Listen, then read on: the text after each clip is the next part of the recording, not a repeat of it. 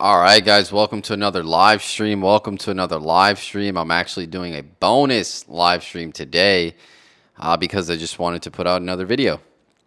So the live stream today or tonight is understanding the difference between short-term and long-term investing.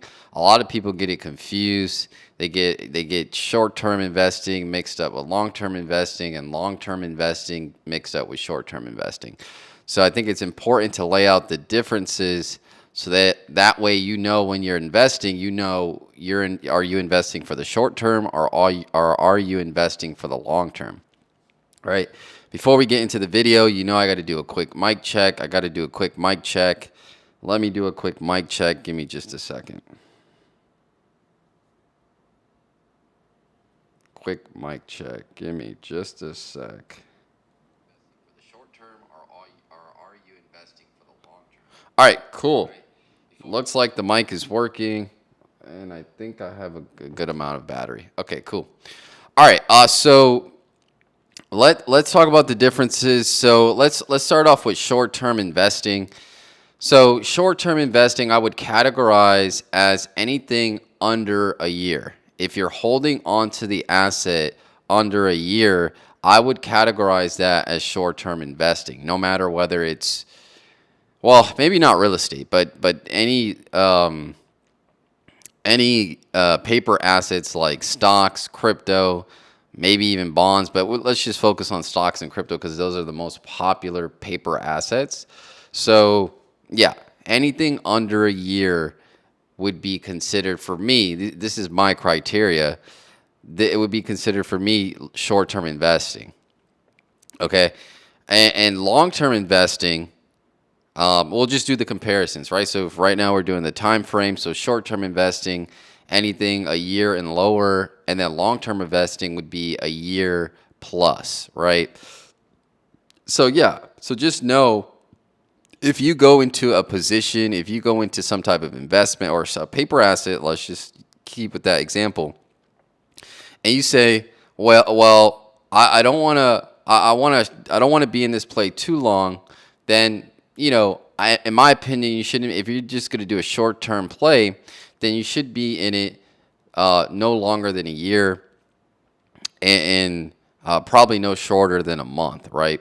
And then obviously it just depends for your price target. So that's another thing with short-term. So after we already pieced out the timing piece on what we categorize short-term investing and long-term investing. Now, if you are going to do a short-term investment with paper assets, crypto, stocks, one thing you need to make sure that you know is coming for that short-term asset is some type of catalyst. You don't want to be because if you say you're short-term investing and you're going to be in something, a year or less, you don't want that big catalyst that you thought that was going to shoot the stock up coming in year 3, right? That would put it in a long-term investment place. So if you say, okay, I like this stock A, and I want to do a short-term investment in it, which is going to be less than a year, I need to make sure there's an upcoming catalyst that's going to move the stock, right? There's no point of me getting in a stock for short term if I don't believe there's not going to be any type of catalyst that's going to make the stock move, unless you had some type of insider information or you had some type of knowledge that VCs were going to come and pump the stock. Then you need to be aware of some type of catalyst, right? My opinion.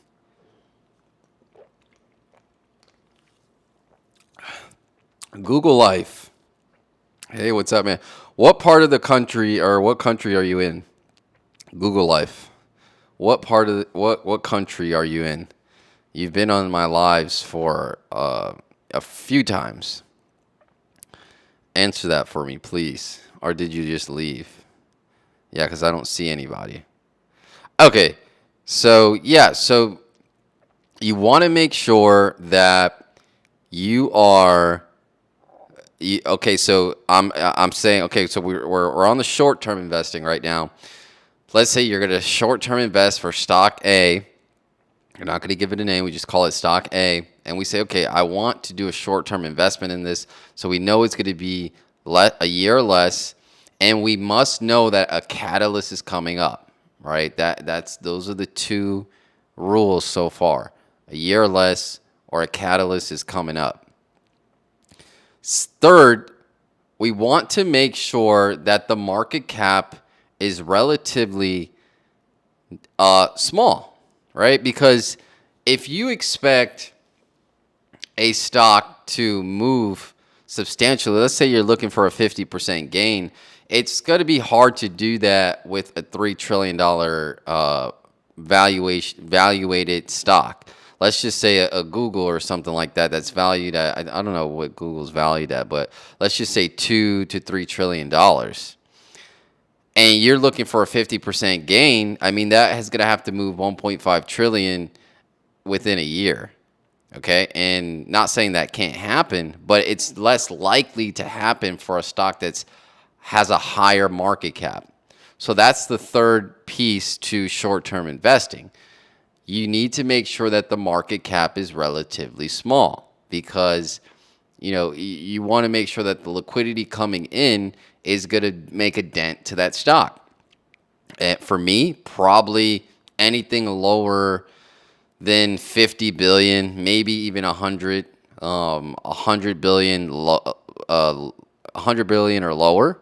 I think that would be a good a good place to start, and maybe even lower than that. Maybe the 50 billion or lower. But yeah, I think you really need to look at the market cap, and you need to understand that okay, I want to be in this less than a year. There's an upcoming catalyst coming. Is the market cap small enough to fit the catalyst too? So the catalyst has to be kind of one-in-one with the market cap. You got to look at the market cap and say, is this catalyst coming up able to move the market cap, right? Maybe they're coming out with some type of new technology or something like that where it'll have enough liquidity to move the stock. But let's just say the stock A is partnering with some company we never heard of. That's not going to move the stock, right? That's not going to move the stock at all. So you need to make sure that catalyst matches the amount of liquidity you think is going to move the market cap. It's just that simple, right? So again, let me go over it again. For short-term investments, one, we want to make sure that we're in them less than a year. If it's more than a year, it's really a long-term investment, right? Two, we want to make sure that the market cap is relatively low, right? If you're in a stock for less than a year and the market cap is at 2 trillion, it's less likely that there's going to be enough liquidity to move the stock. It's just not going to happen, right? Or it's less likely to happen. And then three, make sure that catalyst that's coming in the short term, because you got to make sure if you're investing for the short term, you got to make sure there's a catalyst that's going to move that stock or that crypto, right? That paper asset. So you got to make sure you look at the news. Okay, this is the catalyst I think is going to move the stock. Is that enough to move the market cap $10 billion, let's just say, right? And remember, it should be 100 billion or less, in my opinion, right? You could probably go up a little bit more, but for the most part, those are the rules for investing short term. You want it, one, to be a very low market cap. You want to have a 1 year less horizon for that stock to move. And then three, there needs to be a near-term catalyst that's going to be able to move the stock. Just my opinion, right? Okay. So let's talk about long-term investing. Long-term investing is kind of the opposite. So one, you still need a catalyst nearby. I mean, you still need a catalyst that's going to move the stock. Either way, whether you're short-term investing or you're long-term investing, you need a catalyst, right? We're in these assets to make money. We're not here just to look at them, right? So they need catalysts to move the stock. But now for your long term, maybe it's a little far away, right? You don't need it as soon as the short term investment. Maybe you say, okay, Tesla, for example, let's use Tesla. Tesla, we know the robo taxi is coming out in like 3, 4 years. That's way out, but most likely Elon is going to deliver. And we know, okay, that is a catalyst that we can depend on in the future to move the stock up, right? So we still need that catalyst, whether it's short term or long term. Google Life, I'm not sure what you're talking about. 825. I'm not sure what you're talking about. But anyway, so yeah, we still need the catalyst. Now, for long term, I would still say the market cap needs to relatively be small. But since you have more time, instead of it being $100 billion market cap or less, you can extend that out, maybe as high as 1 trillion, right? We're seeing new market cap valuations these days, like Google is worth a trillion, trillions. Apple is worth trillions. Tesla's getting close. Nvidia is worth 3 trillion. So we're in a space where companies are being valued at trillion-dollar valuations. So it's not that, it's not that hard to conceive that, if you invest in a stock that has a $1 trillion market cap, in 3 years, it may have a $3 trillion market cap depending on the industry it's in. So so I would say $1 trillion or less, and it honestly depends on that catalyst too. Like for me, like for Tesla, I wouldn't mind investing in Tesla for the long term because, and I don't, but I'm just saying, I think it's at a $700 billion market cap right now. I think it could get to 2 to 3 trillion in the next, let's just say 5 years, 5 to 10 years. So yeah, so the catalyst needs to be there. The market cap needs to be there, right? It needs to be relatively small. But again, you have more time because it's a long-term investment. So I think that's fine. And you need to make sure that the company itself will be here in the future, right? We have a lot of companies that go out of business, bankruptcies, and things like that. So you need to make sure it's an industry that is going to be here for the long term. Again, I throw out the Tesla thing because it's just kind of the most blatant. Also, NVIDIA too. NVIDIA, right? We're going to need GPUs. AI is getting bigger, and yeah, so you need to make sure that industry is going to be there in the future because for long-term investments, you're probably going to have it 3 to 5 years. So you need to make sure that the industry that your investment is in is most likely going to be here in the future. You don't want to invest in something that's going to perish in the first year or second year, and now you lost all your money. All right? So, yeah. It's a difference, right? A lot of people, and this is difference between trading, right? Short-term investing is, you could kind of consider it trading, but it's I don't consider it trading because traders kind of get in and out of plays each and every day. I kind of put that in a different category. You have trading, you have short-term investing, and then you have long-term investing, right? Trading, you trade for a day or a week and you're in and out, right? And again, 90% of traders lose. So, but short-term investing is for me a year or less. And for me, that's still considered investing and not trading because, you're thinking about a catalyst that could potentially move the stock. You're looking at the market cap, right? And you're seeing whether that catalyst will be able to have enough liquidity to move that market cap. So it's very important to know the difference between short-term investing and long-term investing because you need to know when you're investing, it could get risky if you get those two things confused, right? You may try to long-term invest something that can only do short-term, right? So you need to know the difference when you're investing and say, okay, this is the only catalyst. This is the only news that's going to come in the next 5 years. So I need to be in and out of this thing within 1 year. You shouldn't be holding something for that long if you don't really see any bullish catalyst or you don't see any growth in that company.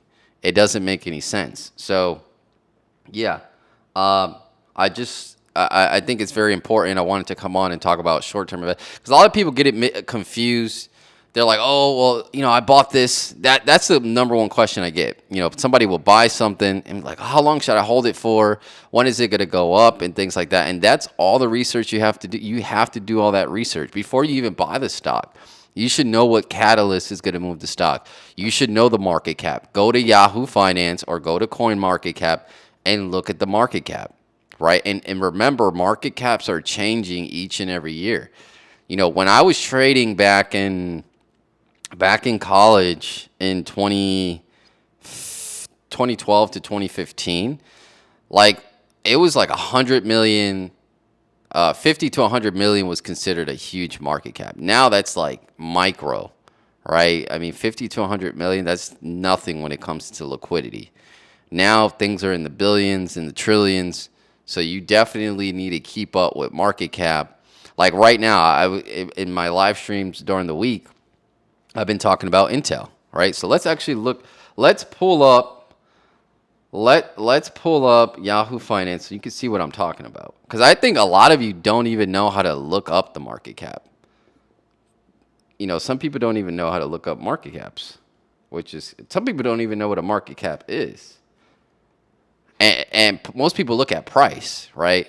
Oh, the price is going up. The price can only go up if the market cap is small enough for it to go up. So let me show you what I'm talking about.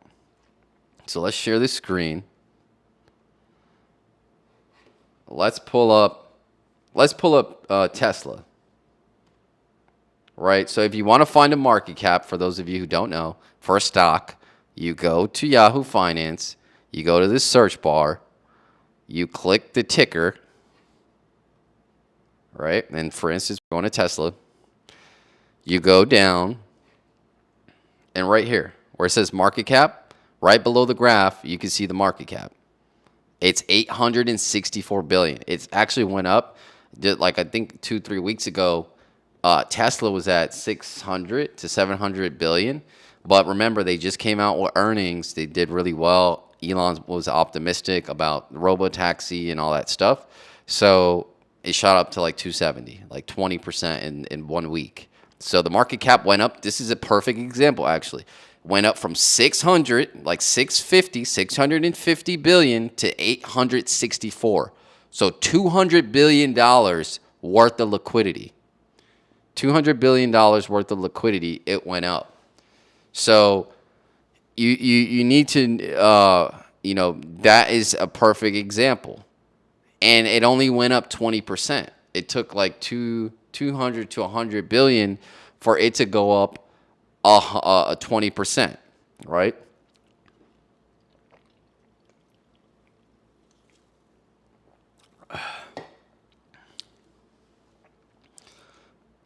It's crazy. I can add people to the broadcast. I should add people on. I can add and ban people. This is pretty cool. Ecamm is pretty cool. Like you can ban people from the chat. Google Life, I don't know what you're talking about, but if I don't know. I don't know what you're talking about. 825. I don't know what that is. But yeah, so it went up 200 billion to go up, and 200 billion got it 22%, right? You would think it would probably go up, which is kind of close because it was like a third, which makes sense. So again, dang, my leg is like stiff. Hold on, let me stretch. Give me a sec.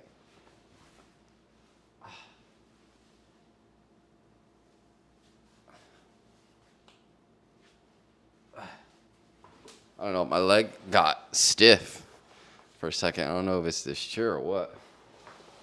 But yeah, so. And that sounds about right, because if it was at 650 billion, then, it went up 22%. That sounds about right. 22 to 30%, that makes sense that it went up that amount. But you got to understand the market cap. So let's go to another one, right? Let's go to Intel.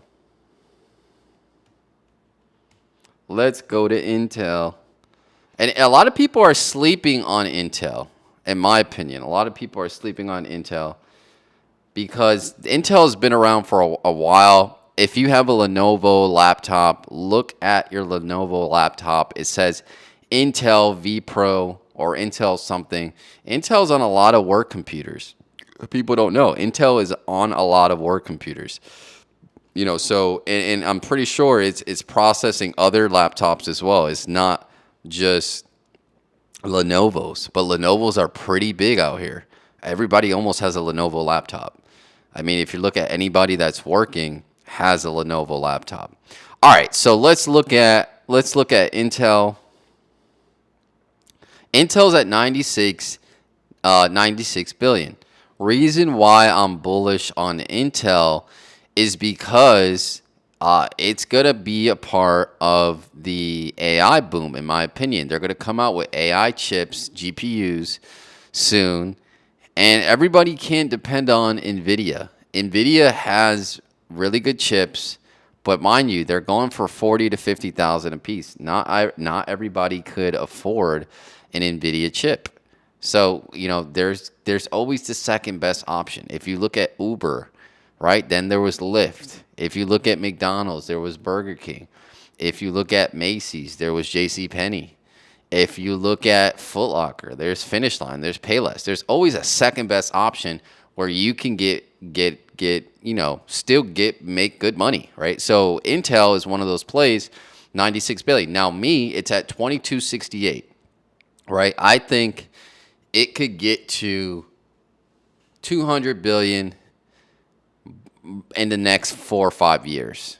It's a solid double, right? So if you're, this is where you need to look at the play, right? If you say, okay, Intel is not going anywhere, I think it can double in the next 4 or 5 years.